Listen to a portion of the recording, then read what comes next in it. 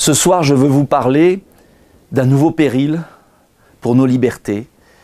C'est le futur traité international sur les pandémies négocié entre l'Organisation mondiale de la santé et les différents États du monde.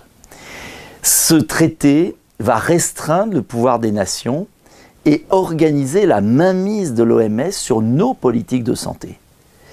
C'est extrêmement grave pour nos libertés individuelles, parce qu'on a vu à quel point l'OMS avait, pendant la crise Covid, marché main dans la main avec les États les plus répressifs et avec les laboratoires pharmaceutiques les plus dangereux. Alors de quoi s'agit-il? Il s'agit d'un nouveau traité qui devrait être signé en mai 2024, donc c'est demain, et qui s'accompagnerait bien évidemment d'un passeport vaccinal pour pouvoir voyager dans le monde entier. Et donc une restriction sans précédent de nos libertés. Mais il y a des articles très graves dans ce traité, je m'appuie sur des réalités. Il y a d'abord l'article 15 qui prévoit que le directeur général de l'OMS pourrait dorénavant déclarer les pandémies. Avant, c'était un organisme. Et vous vous souvenez que pour l'affaire du Covid, la Chine avait bloqué pendant un moment, c'était une négociation entre les États. Là, ça serait le directeur général qui déclarerait une pandémie. Une fois qu'il a déclaré la pandémie, cela donnerait des pouvoirs extravagants à un nouvel organisme prévu par l'article 20, la conférence des parties. Et cette conférence des parties serait non pas un organe de recommandation, les termes ont un sens, mais il est marqué un pouvoir de décision. Ça veut dire que cet organe des parties, cette conférence des parties, par exemple, déciderait qu'il faut bloquer les frontières, qu'il faut mettre un pass vaccinal, qu'il faut imposer une vaccination obligatoire, etc., etc. Et c'est là qu'intervient le piège. Le piège, c'est que l'article 22 permet d'examiner par ce traité, l'OMS, les cas de non-respect des États. Et que les États ne pourront pas, je cite, nuire à leur population ni aux autres États. Et donc vous voyez qu'il y a une inversion de la charge de la preuve. Ce n'est plus les États qui sont maîtres dans leur politique de santé, c'est l'OMS qui vous met sous condition. Alors pourquoi c'est grave? Parce que l'OMS n'est pas financée par des gouvernements, par des États.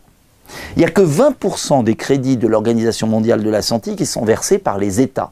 Le reste de l'OMS est versé par qui? Par des intérêts privés, soit des fondations, soit de l'industrie pharmaceutique. Ça veut dire par exemple que la fondation Gates, Melinda et Bill Gates, finance l'OMS et donc est à fond pour une vaccination accélérée des populations. C'est la fondation Bloomberg, c'est aussi des industries. Alors ça veut dire quoi? Ça veut dire que vous voyez le piège se refermer. Ceux qui financent en plus ont le droit de demander que ces financements soient fléchés. Fléché, ça veut dire quoi?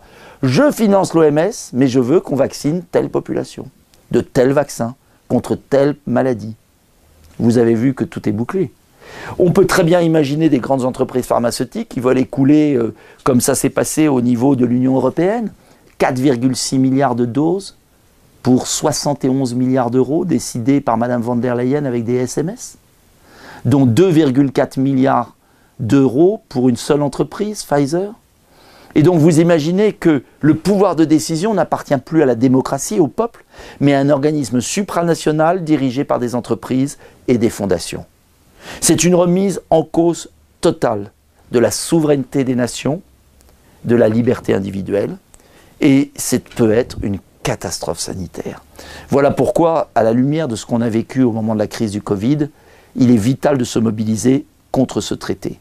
Je vous invite à diffuser cette vidéo, je vous invite à la partager, je vous invite à alerter, je vous invite à écrire aux parlementaires, je vous invite à m'aider aussi, à donner. On a besoin d'argent, financièrement, oui. Nous sommes face à des intérêts qui ont des milliards. Nous sommes là avec nos convictions, notre cerveau, notre lucidité. Alors, aidez Debout la France ou d'autres, faites ce que vous voulez, mais on a besoin de vous car il faut une prise de conscience mondiale avant mai 2024. Il nous reste moins d'un an pour gagner la bataille. Il n'y a jamais de bataille perdue. Souvenez-vous de celle sur les soignants suspendus. On l'a gagnée à force de conviction. Alors, on va gagner celle-là et on ne laissera pas l'OMS et des lobbies décider de notre corps, de notre santé, de ce qu'on se met dans le corps.